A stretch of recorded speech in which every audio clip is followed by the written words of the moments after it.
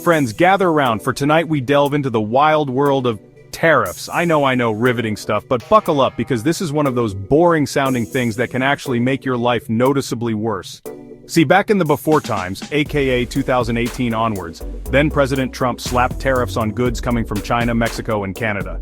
The idea? Make their stuff pricier, so Americans buy more American-made things. Noble in theory, messy in practice. We're talking billions of dollars worth of stuff here, from steel to soybeans, avocados to auto parts. Problem is, tariffs are like that first shot in a bar fight. You throw one, someone throws one back, and suddenly everyone's got a shiner, including that guy in the corner just trying to enjoy his nachos. The question is, did anyone actually win this trade war? Let's investigate, shall we? Remember that whole Make American Products Cheaper idea?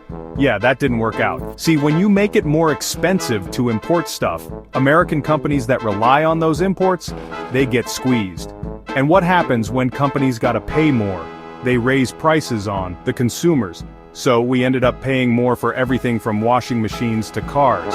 Great for appliance and auto CEOs maybe, not so much for the rest of us. And our buddies in China, Mexico, and Canada, they weren't just gonna take it lying down, they slapped tariffs on American goods. Suddenly our farmers couldn't sell their soybeans to China, our whiskey makers lost business in Mexico, and Canadian maple syrup got suspiciously pricey. Okay, maybe not that last one, but you get the point. The stock market threw a tantrum too. All that uncertainty made investors jittery, and those fancy numbers on the ticker went down. Now you might be thinking, John, this all sounds very short-term, surely things settled down, and you'd be right, they did. Sort of.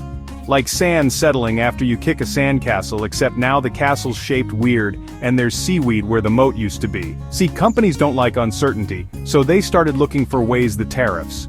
Some moved their factories to other countries. Hello, Vietnam. Others just ate the cost, which, let's be honest, probably just means their CEOs got slightly smaller bonuses that year. Boo-hoo. This whole mess also made countries think twice about relying on one trading partner. Mexico and Canada got cozy with the EU, China beefed up its Belt and Road Initiative, and America? Well, we mostly just got good at yelling at clouds. The point is, the global supply chain, that intricate web of how stuff gets made and sold, got tangled. And untangling that takes time, effort, and a whole lot of diplomacy, something this administration didn't seem to have a lot of. So here we are years after the Great Tariff Tussle. The world didn't end, but it did change. China's still on the rise, but maybe not quite as chummy with us. Mexico and Canada are still our pals, but they're looking out for number one a bit more.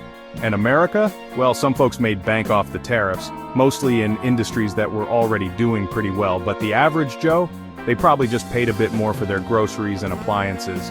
The big question is, did this whole trade war actually make America great again? Or did it just make the world a little more complicated and a little less cooperative?